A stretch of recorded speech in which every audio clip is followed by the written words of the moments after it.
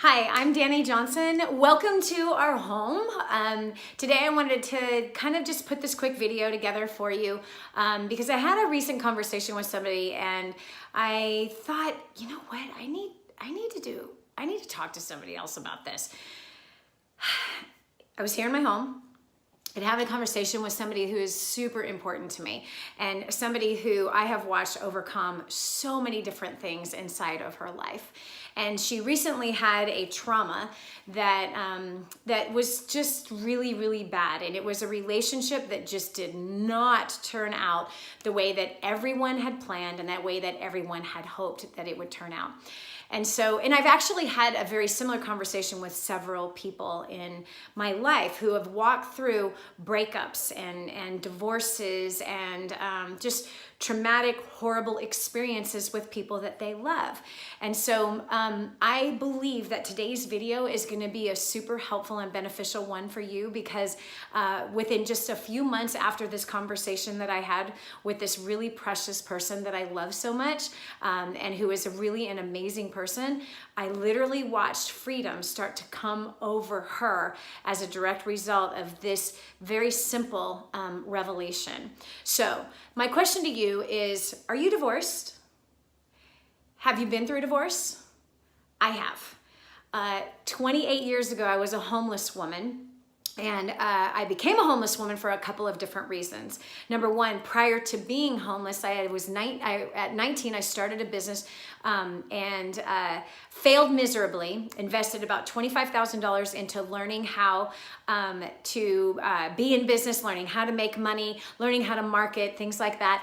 And I did really well in that next 6 months. After 6 months of failure, and then I had 6 months of amazing success, making $50,000 in 6 months, which was in, I don't even want to tell you the year.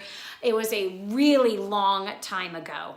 And I will tell you it was about equivalent in today's money. Well, let's just say, all right, fine. This was 1989 that I made $50,000 in 6 months, and inflation doubles every 10 years.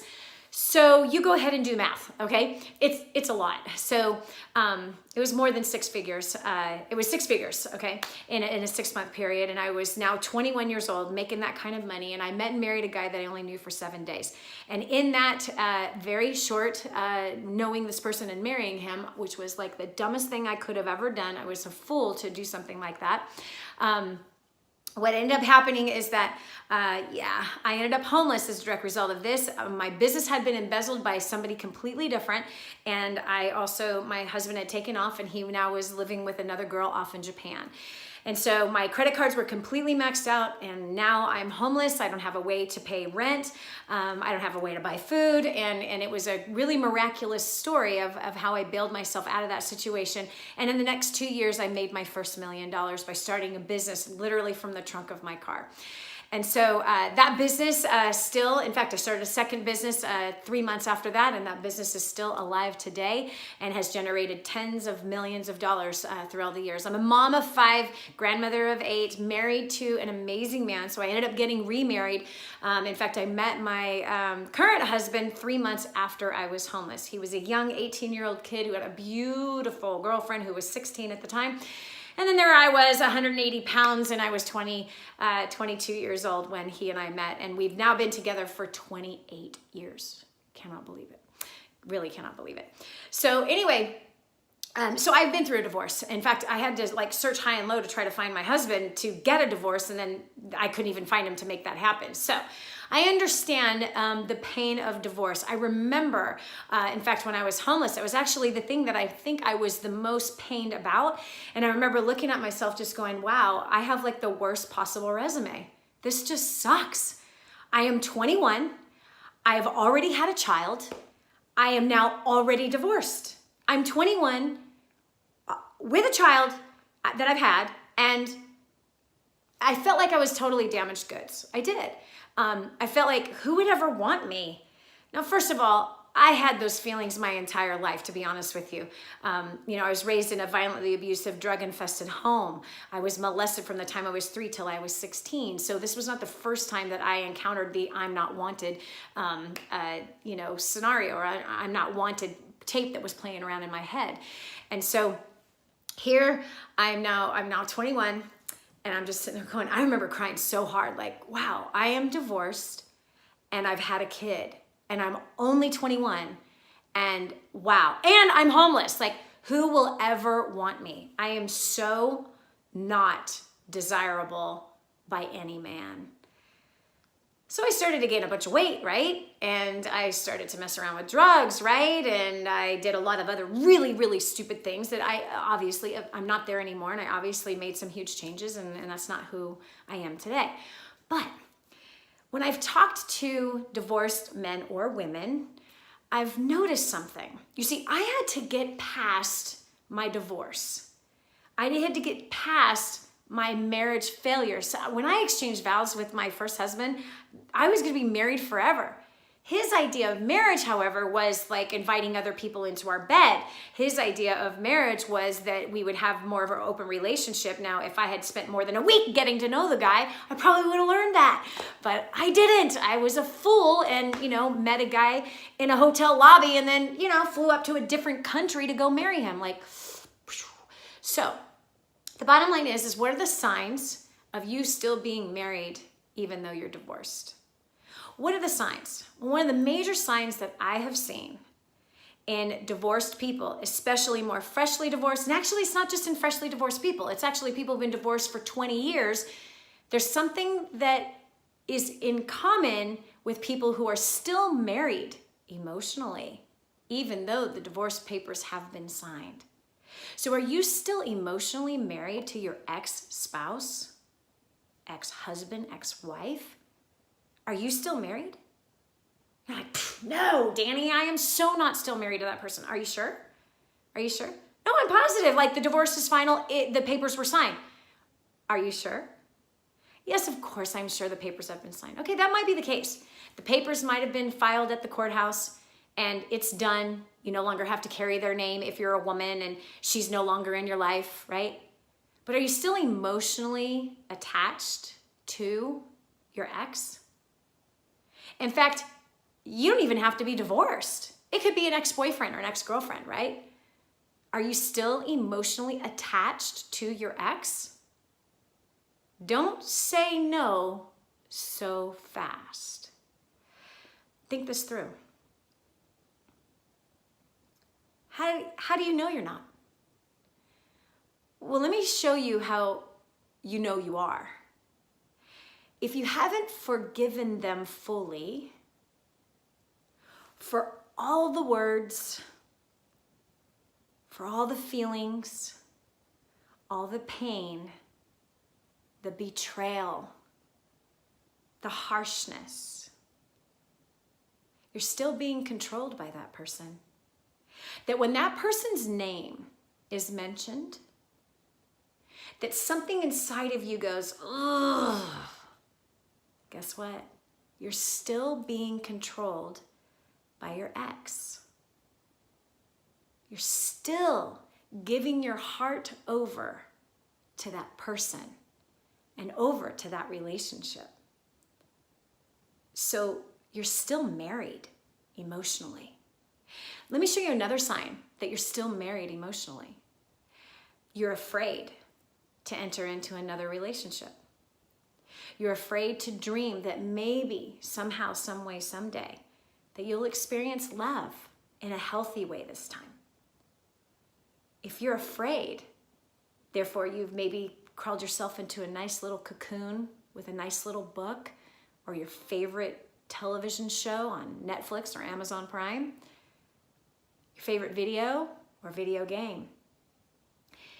You know you're still married and tied to that person emotionally if you are still reacting to the pain, if you're still reacting to the memory, you're still reacting to what happened in the past, you are still married and tied. Your soul is tied to that person.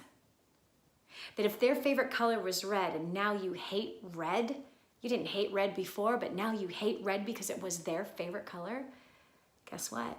You're still married to your ex.